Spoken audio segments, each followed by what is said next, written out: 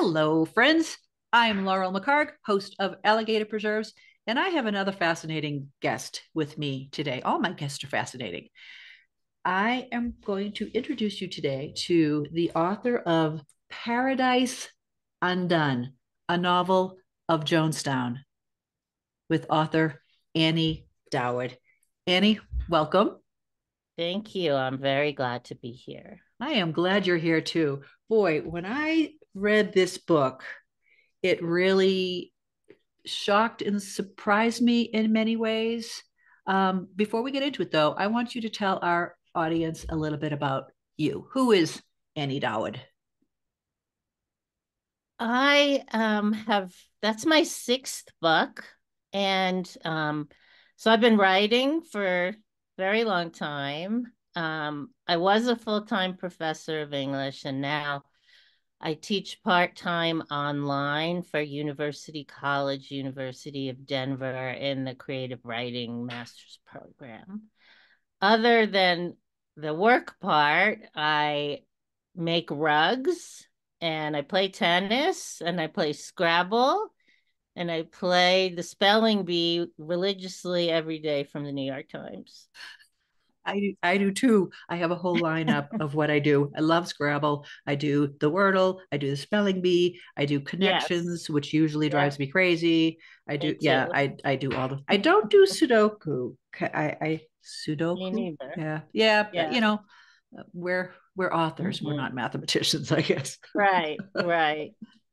Well, you mentioned in a previous interview that this is the first book that has nothing to do with me, I think is what you said.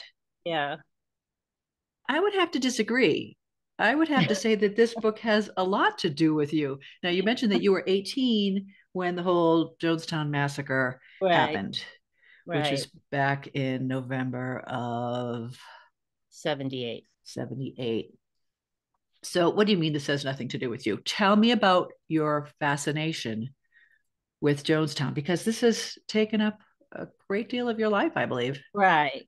Well, I guess when I said that, I meant that most of my other work has a high degree of autobiography in it. And this book really doesn't.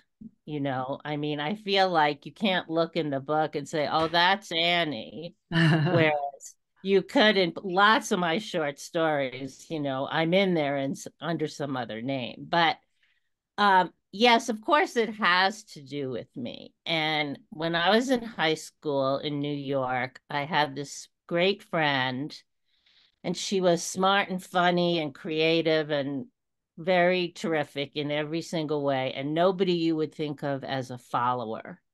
And she ended up in a cult for 20 plus years with her sister.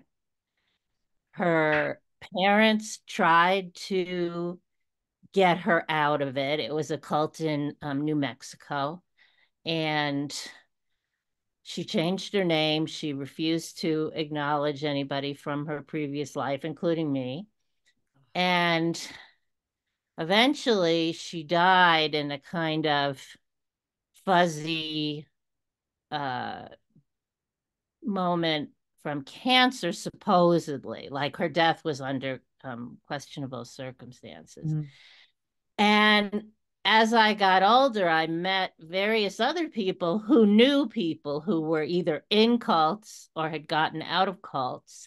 And they described their friends to me just the same way. So it became nagging to me. How can a smart, funny, independent, bright woman get involved in a cult? So that sent me toward cult research. And then the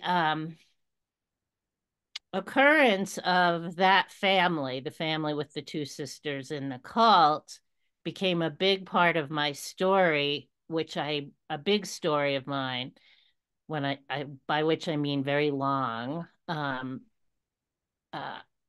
was a story that had to do with 9/11.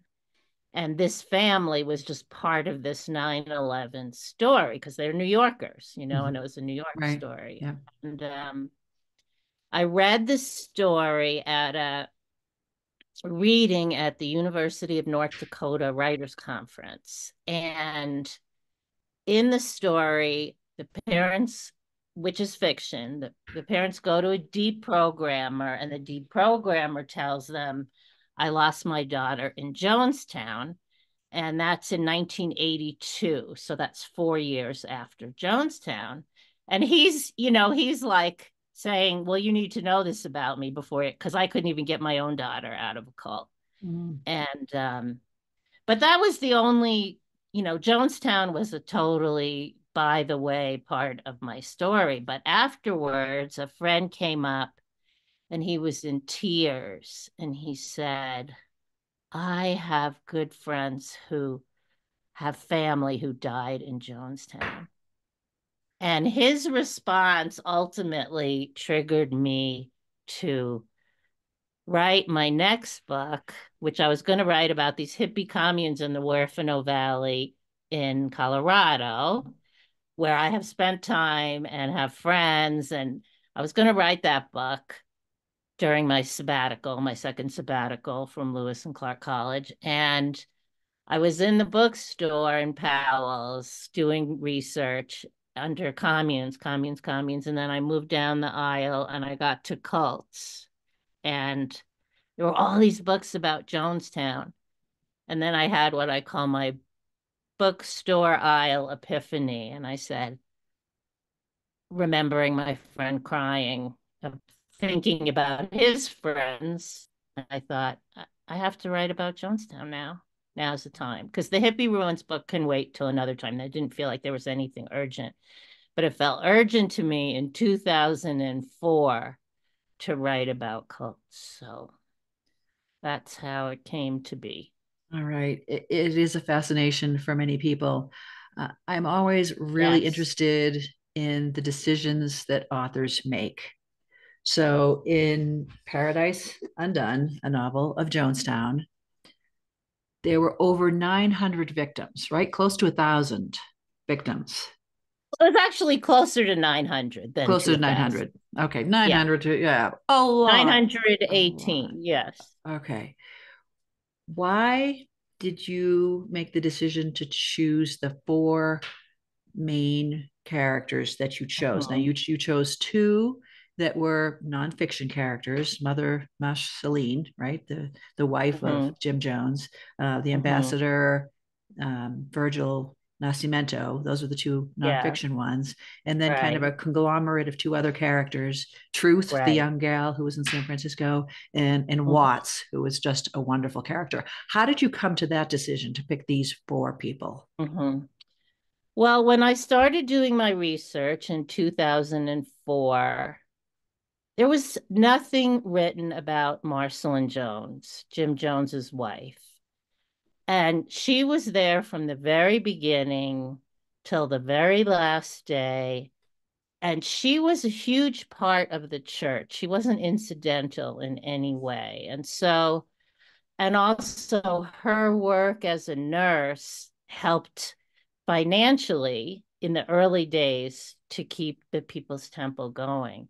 And I was angry that I couldn't find any material on her. Everything was about Jim Jones. And so my feeling still now is that Jim Jones takes all the air out of the room all the time. Everybody says Jonestown Massacre, and they talk about Jim Jones, the monomaniac, the charismatic leader, etc. But doing all that research made me say, I am not writing a book about Jim Jones. I don't want Jim Jones to take up any air in my book or no more than absolutely necessary. So Yeah. Marceline Jones clearly needed a voice. So I wrote about her.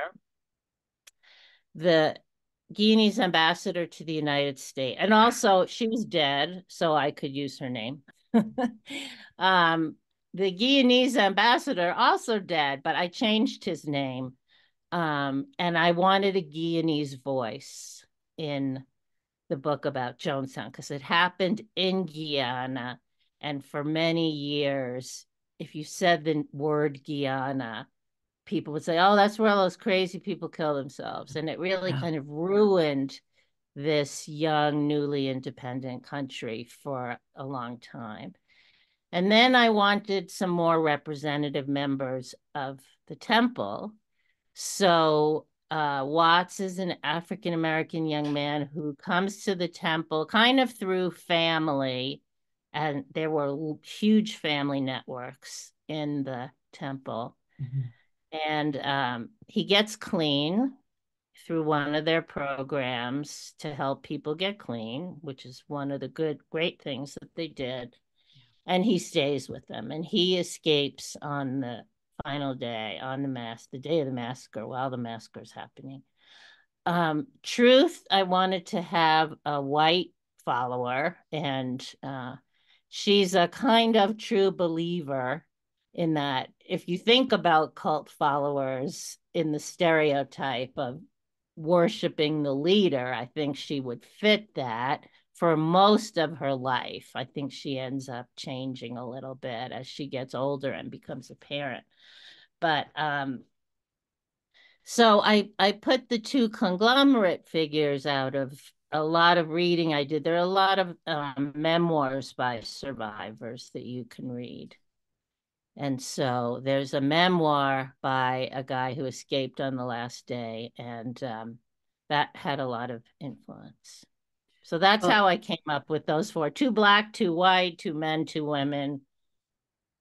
And I've got to tell you, the interview that you start with and that goes throughout the book with Kenyatta, who is a young journalist interviewing Watts, it felt like you just downloaded an actual transcript.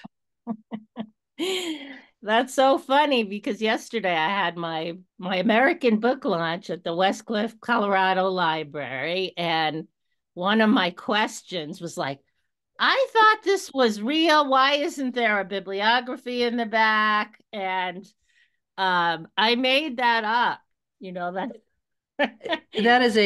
why. That's a credit to your writing, because again, Yeah. the voices were very real. And Yeah. the Watts trying to get a little cozy with Kenyatta occasionally, Right. which is just kind of fun, and it was beautiful. I'm going to read something that Watts says. He talks about Animal Farm, the book Animal Farm. And if you haven't read it out there, listeners, you should read it. He says Jonestown, and again, you're having him say this. Jonestown was a lot more like Animal Farm than 1984, the novel 1984. It was a farm, a kind of jungle plantation for poor Black people. Can you guess who were the pigs? So, in this 900 plus following, there are about roughly 300 minors, 300 elderly, 300 adults, and the adults mainly female, mainly African American. Were these just easy targets? Now, Jonestown started as the idea of having a utopia, right? And as you mentioned, they do good things. They get people clean. They have doctors and dentists, and they take care of these people who have never had this kind of care before. They clear this place. They have they're growing food. They're a community. They're loving. Do you think he picked these people because they were easy targets? Right. How? Well, that's a great question. And the People's Temple started as a church in Indiana, which in the 50s. And Indiana was the heart of the Ku Klux Klan, which a lot of people don't know, for a long time. It wasn't the South, that was the Midwest. And Jones had a vision of a church where all would be equal. And he started integrating his congregations. He had a church called Wings of Faith, and they kept getting bigger because more people, more Black people and white people were coming because they wanted to worship together. And so he was getting all these threats and decided eventually that they couldn't stay in Indiana. And so they migrated to Northern California, and he encouraged his followers to come with him. So they left the city of Indianapolis with all these, poor and working class Black and white families. Again, it was all these family units, and they followed him to California. So he had that base. Also, Jones's preaching was kind of in the Pentecostal model, and he would go to Black churches to watch Black preachers and the successful ones, and then steal their what seemed to be successful. And he modeled himself on a Black preacher named Father Divine, who is not so well known, but at the time he was married to a white woman. He had an integrated following, and he also had a kind of utopian vision. So Jones kind of went to study at his feet, again, to sort of steal all of his ideas. And so he'd already kind of established that as his base. And then when they ended up in San Francisco and LA, he really wanted to have an inner city church. So perhaps their part of it was these followers were easy marks, but I don't think it started off that way. I believe he started in an altruistic and Christian in the terms of helping the poor and the weak and the prisoners.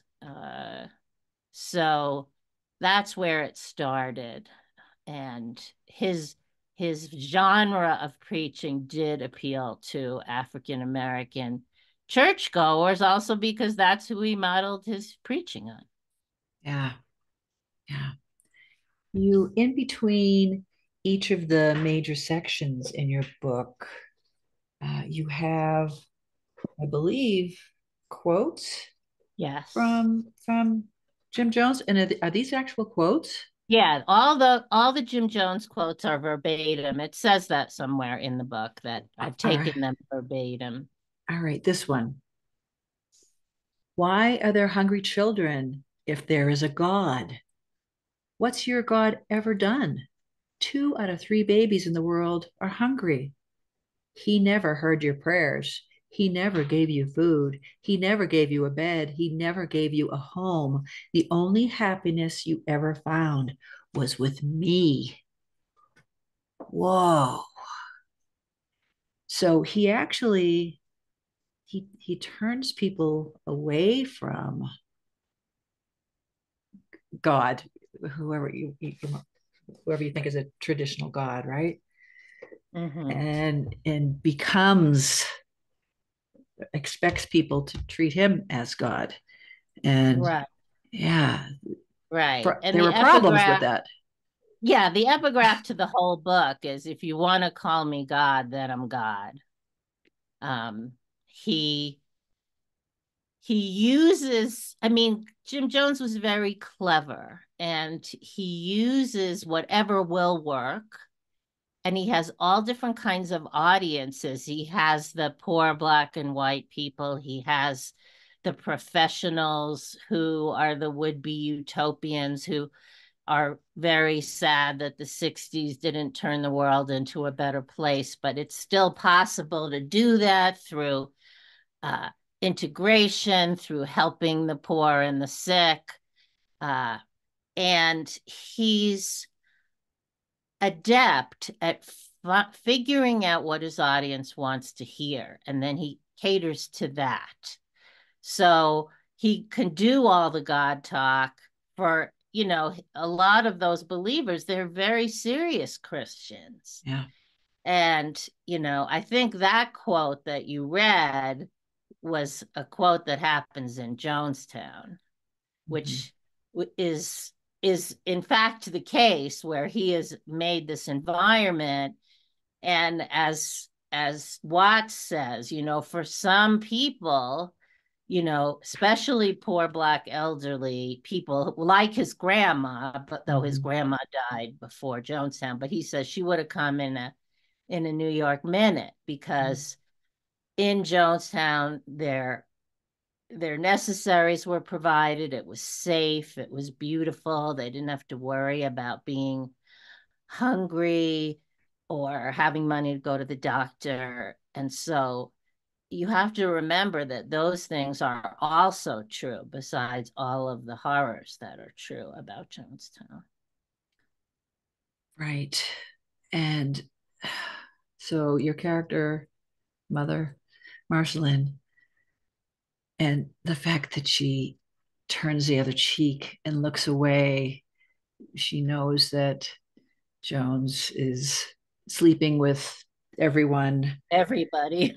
Yeah. And she says, no one gets to have everything.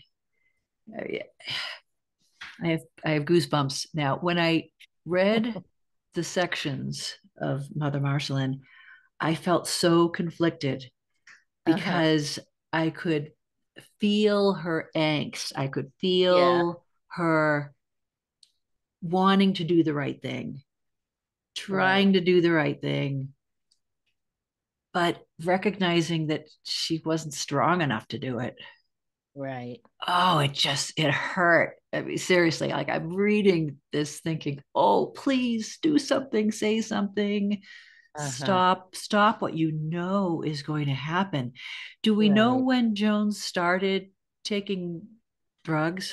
That Well, while he was still in the States, he started taking speed because he wanted to accomplish more things, and Yeah, he felt yeah, like sleep was a waste of time. And so it wasn't, it was sort of a good motive to take speed, but eventually, of course, he became addicted, and then he tried all other kinds of drugs too. So she was also aiding and abetting that as a nurse, and you have to remember, I have their meeting in the book in 1949. So think about when that is taking place in terms of women's rights. yeah. Um, she is the daughter of a minister, and she marries a minister. And this follow your man thing is pretty deeply ingrained in her. So for her to have left Jim Jones due to his cheating, and he also had children with other women, and she knew all about it. Everybody knew all about it. And in some ways, the congregation thought she was a saint because of it. And so in a weird way, it sort of built her image in the church because they saw her as saintly. She was Sacrificing. Mother Marceline, and he was dad. I mean, people called him dad, and so it didn't hurt her in that community that she accepted his cheating. It made her more godly in a certain way. She wanted to leave Jones at a certain point, and he told her, if you ever leave me, I'm going to get all the kids. So they had like 5 or 6 adopted kids and one natural child. And he said, I'll get the lawyers and you won't get to ever see your kids again. And she believed him because Yeah. he was a very powerful guy and he had lawyers who loved him and Mm-hmm. worshiped him. And so yeah, she couldn't take that step. She's human and fallible, and we're all rooting for her to leave, or at the very end to knock over the poison. And she can't do it Mm. because she doesn't have it in her to do it. But I also want to take this moment to say that there are men with guns who are standing around the vat of poison, Yeah. who are listening to Jim Jones say, you make sure that kid, that family, that they drink it. And so you have men with guns standing there, and those men with guns have just killed a congressman and three reporters out at the airstrip, Yeah. I think you'd really have to be superhuman to go out there and not try it. I mean, people could have tried to do it and been stopped from doing it that we don't know about. Right. I mean, they clearly were not all volunteers in the what Right. strength, the Flavor Aid Right. rank. Yeah, which was not Right. Kool-Aid, as you point out. It was Yeah. Flavor Aid. I wonder what happened to Kool-Aid stock after that. Well, Kool-Aid's still with us, Yeah, it is. It is. right? I guess Flavor Aid probably is not. Oh my goodness. Yeah. And of course, she met him when she and he were very young Right. and idealistic and Yes. taking that little black baby and she seeing in him that he didn't see color and again very unusual in that time. Mm-hmm. So she saw all the good in him and Mm-hmm. all the good that he Mm-hmm. could potentially do. And then, Right. like many things, right? Like frogs in a pot that's being heated. Yes. Things happen slowly over time, and Right. sometimes you just don't see the signs. Right. I mean, Yeah, they had the soup kitchens, they had their programs to detox people yeah, that were doing good work in the world. And that was for her, and her version of Christianity. That's what you're supposed to do. So it's it's hard to say, oh, when is the moment where he turned into a monster? There wasn't one moment. There was this slow decline into drug addiction and monomania. And I believe, and this is true for every cult leader, is that they start off and people can talk to them, but they get more and more power because people give them the power. They want him to be in charge. So he takes charge. And then, early on, he would listen to other voices, but then he stopped and he couldn't take any criticism. And if there were critics, he punished them, excuse me, in different ways. And one part that I don't have in the book is in 1973, there was the Gang of Eight uh, who who left the church, and he saw that as this great defection. They were young. There are four black and four white kids who he sent off to junior college, as part of his helping the poor thing. But guess what? They started to develop critical thinking and didn't want to be part of his organization anymore. So he demonized them. And this is another culty thing, is where you say everybody who's on the outside is the enemy. And so um, that was in 73. I mean, I'd say that was an early marker of what he was turning into. I mean, he didn't have them killed, okay, mm, but he really demonized them, and that they all had family members back in the church, and he told them, you can't communicate with them, they're traitors. That's the word, mm. traitors. So And the very, paranoia. yeah, the paranoia started early. And again, it's a very typical cult behavior, is you're not allowed to communicate with anybody outside, and everybody outside is the enemy. And you talk about the practice sessions of Mm-hmm. drinking the poison. He had Mm-hmm. practice sessions. Right. So they were testing people. Okay, folks, this may or may not be poison. Are you going to drink it? Are you with me? And so they did that multiple times, in fact, when there was no poison. And everybody got through it. And then they could celebrate how faithful they were to People's Temple and to Jim Jones. So those were tests. Those were tests of their loyalty Loyalty, to him. exactly, exactly. Uh, so, in the news recently, there was a story about the Kenyan cult leader who ordered Yes, his followers to starve themselves. Out of yes, 429 victims, 191 were children, and they yes, were murdered. yes. And I read recently about the what was it, the Shakahola forest incident, Yeah, just May. that's that story. 2023. Yeah.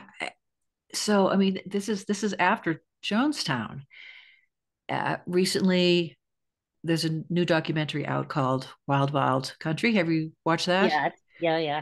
We just started watching that, and again, an Indian guru wants to create this utopian city in Mm-hmm. Oregon, Mm-hmm. in the desert of Oregon, and his followers are intelligent.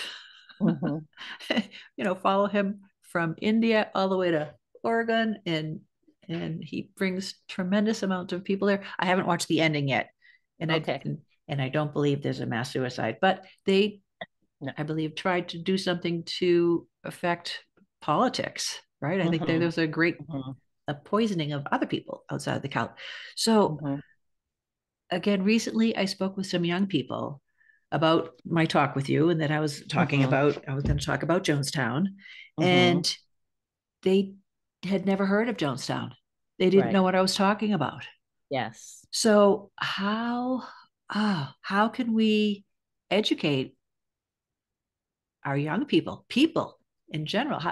Yeah. Can we? I mean, in this environment where we have so much access to social media, how Right. can we warn people of the signs, and would it even Right. do any good? Are there some people who just are going to want to believe that they can live in a utopia with one leader?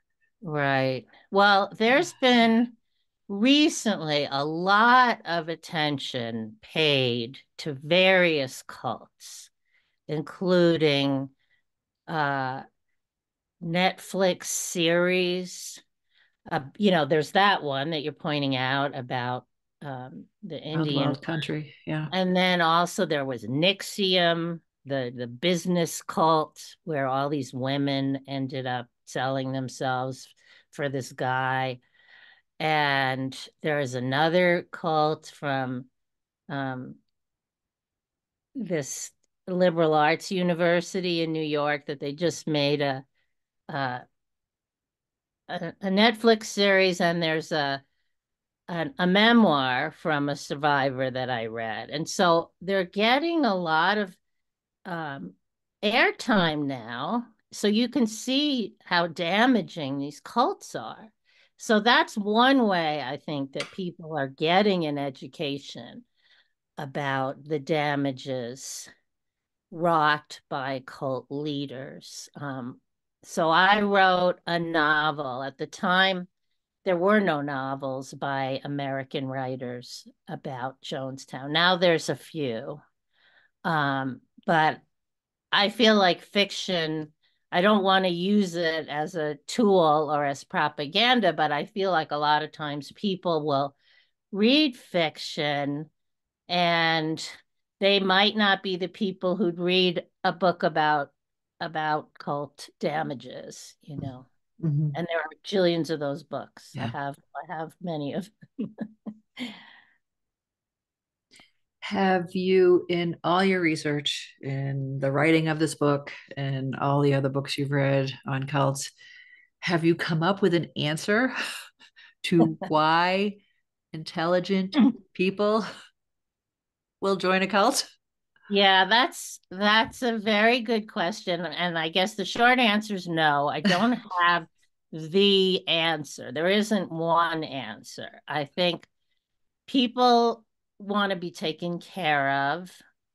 And there's a lot of people in our culture who are not taken care of by, let's say, the normal institutions of family and school and government, where they might once have felt anchored. in the world. And there's a lot of people who feel unanchored and they're kind of looking for anything. What is it to give them a port in a storm? And that's one thing all these cults have in common, including in politics right now. Like, you belong with us. We'll take care of you, even if it's completely not true.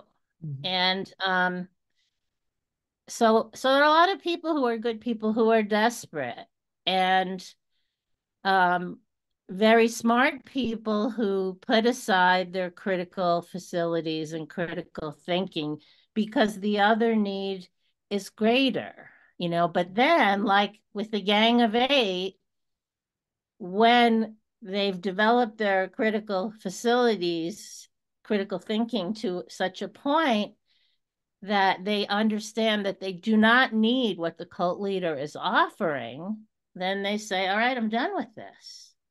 And so one of those people who was in the Gang of Eight, who left and left all these family members behind, he's a dentist, and he joined or organized the concerned relatives who went to Congressman Ryan saying, we're really concerned about our family members in Jonestown. Can you do something about it?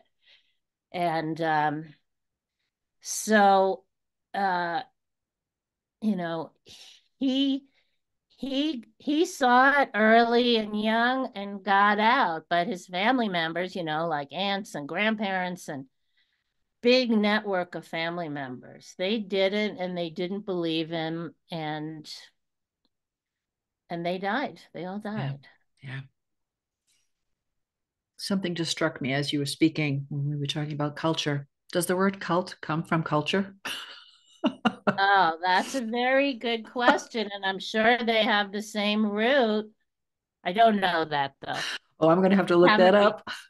Yeah, yeah. Oh, my goodness. Annie Dawid, author of Paradise Undone, a novel of Jonestown. This is an absolutely fascinating read. Thank you. Absolutely fascinating. I got into each of the characters as I was reading it and struggling with them all. Mhm. Is there anything else you would like our listeners to know, to think about? I just think I'll add for the writers out there is that I tried to get this book published for 16 years. I had over 300 rejections, Oh, and kind of through happenstance, I came in contact with this British brand new publisher and told her about my book. And she said, oh, I want to read it. And then in a month, she said, I want to publish it. So this is the don't give up message. Don't well, give up. that is a great message. And do you want to give any shout outs to anyone in particular? So Inkspot Publishing is my publisher. They've only published a few books so far, but they have more in the pipeline. And I guess I'll just say that you know, independent publishers are saving those of us who have never been able to break into the, you know, the top 5 New York multi-figure publishing deal. So honor your independent publishers and your independent bookstores. And Amen. Yeah. you, and any bookstore can order my book. So I would suggest go that route if you want to. You can also order it online from, you know, all of the different online booksellers. All the different online booksellers. And you have a website? I have a website, which is anniedawid.com, and I try to keep up with everything that's happening. So I'm also on As It Happens, only now in my 60s. Am I on social media because I wanted to get this book out in the world, because I had to work so hard to get it in the world. I'm on Instagram, Annie Dawid Novel, and some of the other things. That's my title, Annie Dawid Novel. All right. You will send me some photos and I will have links and photos with show notes on my website at Great. leadvillelaurel.com. Great. And Annie, stay independent. Don't follow anyone but your own heart. Yes, you too. And And all of yeah, you out there. Yeah. yeah, spread the word. Spread the word. I mean, young people today, young people probably always have been easily manipulated, Hmm. Yes. and so watch for signs. I guess maybe I should ask, are there signs? Are there signs people should look for if they're concerned Well, about?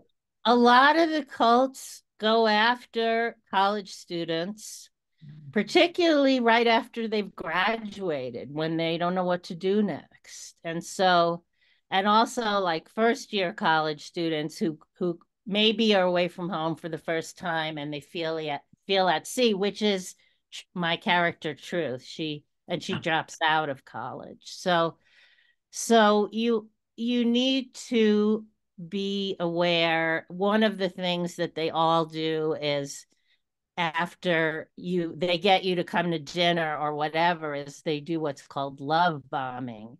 And so you have 10 people and they're all saying, "Oh, you're so great, you're wonderful, oh, we're so happy you came," and all this positive, it's like a script. And that's hard to turn down if you're lonely and sad and away from friends and family. So yeah, be on your guard, everyone. Thank you, Annie. And I look forward to anything else you might write. Are you working on something new? I have one other book that is actually it's at my publisher. She's reading it to decide whether she wants to publish it or not. And it's more historical fiction, that has to do with, injustice. Okay. That's all I'll say for now. All righty. But thank Annie, you for this opportunity. I'm very grateful. well, thank you for visiting with us. And thank you, listeners. Follow Annie Dawid, get her books, several books, and we'll catch you next time. Bye. Okay, that sounds wonderful. Thanks, Laurel. You're welcome. Thanks.